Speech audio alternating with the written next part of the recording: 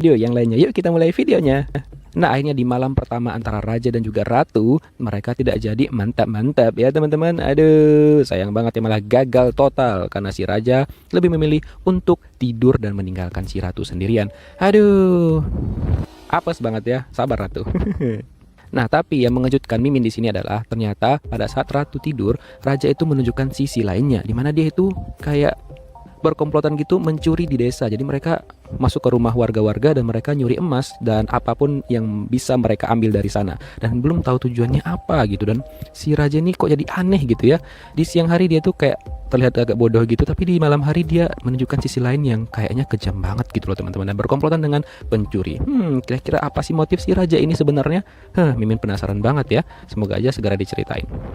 Nah, besoknya si ratu akhirnya pergi untuk menjenguk Ibu Suri dan juga Janda Ratu. Tapi dalam perjalanan dia malah ngeliat selir raja yang nggak lain adalah sayangannya dia sendiri. Tapi kan dia lagi ingatan, dia nggak tahu dan tubuhnya itu adalah laki-laki, jiwanya laki-laki gitu kan. Jadi dia malah terpesona sama si selir itu. Aduh. Dan Mimin sih ya, dari ekspresi si selir ini, Mimin kayak kurang suka gitu. Kayak ada disembunyiin sama si selir ini. Dan kayaknya sih fix ya, kayaknya dia jahat gitu menurut Mimin ya. Dan dayangnya si ratu pun mengatakan bahwa ada rumor yang menyebabkan si ratu itu jatuh ke danau adalah si selir ini. Wow, misteri banget ya. Nah, nggak tahu tiba-tiba aja si raja datang ke sana dan dia malah menghampirin si selir dan dia bersikap baik banget kepada si selir, berbeda dengan ke si ratu. Dan si yang Mimin baca juga, si selir ini itulah cinta pertamanya sang raja. Jadi wajar aja ya. Dan si raja pun mengatakan pada si selir kimprit ini, dia tidak percaya bahwa rumor yang beredar itu benar. Dia bilang rumor itu palsu. Gak mungkin si selir ini melakukan hal setega itu kepada sang ratu. Semoga aja terungkap nih ya kejahatan si selir ini. Mimin semakin nggak suka nih ya. Kita pantau aja pergerakannya dia. Nah, setelah dari sana akhirnya si ratu bertemu dengan Janda Ratu dan juga Ibu Suri. Nah, awalnya sih hampir aja si ratu ini membuat pertemuan itu agak berantakan, tapi untung aja semuanya berjalan dengan lancar. Dan di sela-sela pertemuan mereka juga, si Ibu Surinya tiba-tiba saja memberi wejangan tentang untuk mendapatkan pangeran gitu. Ini tuh obrolan tentang 19 plus gitu teman-teman. Jadi agak di skip gitu ya obrolan mereka. Aduh, ada-ada aja. Nah, setelah itu si ratu langsung mengadakan pertemuan dengan dewan-dewan kerajaan. Jadi dia kayak perkenalan gitu, karena di hari pertamanya sebagai ratu dia harus kenal semua tentang semua orang-orang yang ada di kerajaan itu, termasuk dewan-dewan kerajaannya juga. Dan di sana juga disebutkan bahwa sang ratu itu meminta ayahnya untuk naik pangkat gitu teman-teman. Nah, tapi banyak ataupun ada beberapa dewan kerajaan yang tidak setuju dengan hal itu, termasuk sebenarnya si raja. Tapi si raja tidak menunjukkan hal itu kepada si ratu. Kemudian si Janda Ratu mengatakan kepada salah satu dewan kerajaan bahwa dia agak aneh dengan sikap sang ratu. Jadi dia ingin mengajari sang ratu itu sopan santun gitu loh, karena semenjak dia siuman jadi sikapnya agak aneh. Dan mereka juga ngebahas mengenai kecelakaan di mana sang ratu itu jatuh ke danau gitu teman-teman. Dan mereka juga kayaknya mau menyelidiki siapa sih yang menyebabkan ratu itu jatuh ke danau dan apakah benar rumor yang beredar tentang hal itu. Wow. Nah, setelah itu sang ratu melantik si selir itu agar dia resmi menjadi selir dan juga bergabung dengan anggota kerajaan. Dan ini juga terlihat sikap si selir itu agak menyebalkan ya, dan agak angkuh gitu loh teman-teman. Jadi Mimin memang curiga dia itu memang jahat. Dasar ya. Nah, setelah itu sesuai dengan instruksi dari Janda Ratu, dayang kerajaan akhirnya memberi kursus kilat tentang etika kepada si Ratu Bengek ini. Aduh. Dan si dayangnya sih sabar banget ya ngajarin si Ratu Bengek ini. Jadi gimana ya, dia tuh sebenarnya kan cowok jiwanya gitu loh. Aduh, karena mereka nggak tahu aja ya kan. Nah, tapi di sela-sela pada saat ngajarin si Ratu Bengek ini tentang etika, tiba-tiba saja ingatan Kim Soyoung sang ratu asli muncul di kepalanya si Ratu Bengek.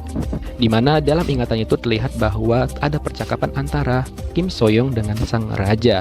Jadi dimana kayaknya sang raja itu tuh kurang suka sama si Kim Soyoung ataupun ratu asli ya teman-teman. Jadi situ terlihat tatapan sang raja yang kayaknya sinis banget kepada si Kim Soyoung ataupun si ratu asli. Dan tiba-tiba saja si Ratu Bengek berpikir bahwa kayaknya memang si raja itu nggak suka ataupun benci sama si Kim Soyoung.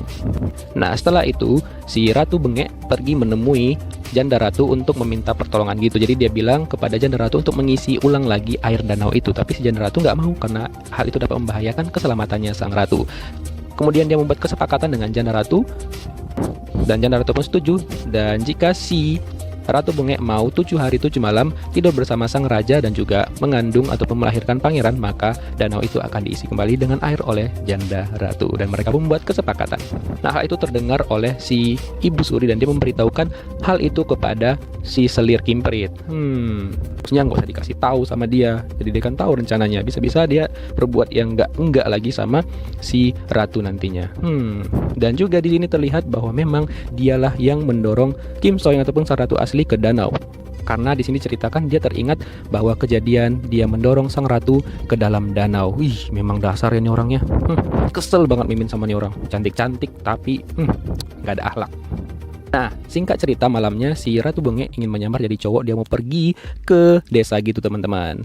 Dan pada saat dia lagi mau nyamar, tiba-tiba saja dia bertanya kepada asistennya ataupun pembantunya, bagaimana sih karakter si Kim Soyoung ini sebenarnya. Lalu si asisten itu menceritakan karakter Kim Soyoung, apalagi dia itu kayak berkepribadian ganda juga. Pada saat dia lagi terganggu itu dia bisa jadi seperti monster gitu teman-teman, ataupun seperti penyihir.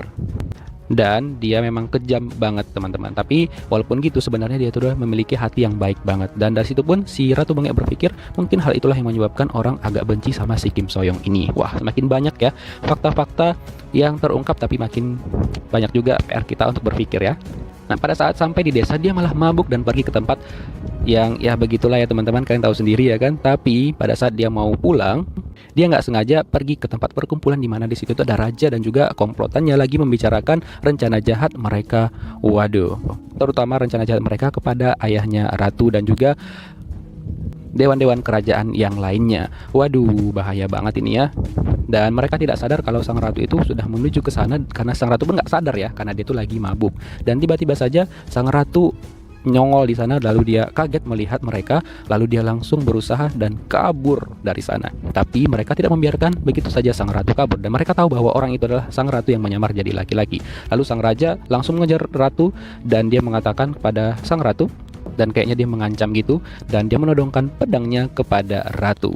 Waduh, nah kira-kira apa yang akan terjadi setelah ini teman-teman? Mimin penasaran banget ya. Oke, kita tunggu aja kelanjutan kisahnya minggu depan di episode 3 dan 4. Thank you for watching guys. See you next video. Bye bye.